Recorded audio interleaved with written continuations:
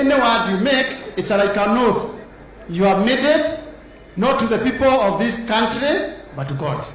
So it is always important that we keep our words, na vile tunasema kama viongozi na tukielekea mbele. The covenant. God is known to have covenant with his people. And all the covenants that you have fulfilled, people are blessed.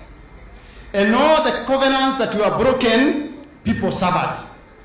God made covenant with Abraham, moved from Ur to Haran.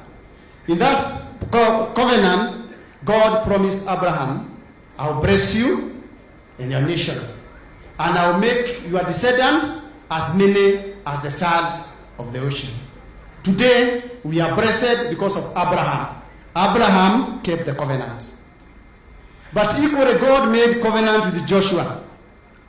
And the covenant between Moses, God and Joshua was that when you get to that land, the promised land, do not compromise with those people. Clear them. Joshua broke the covenant.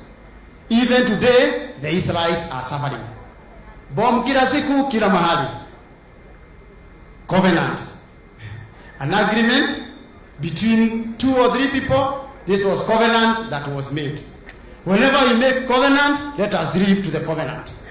Otherwise, there are consequences of breaking the covenant.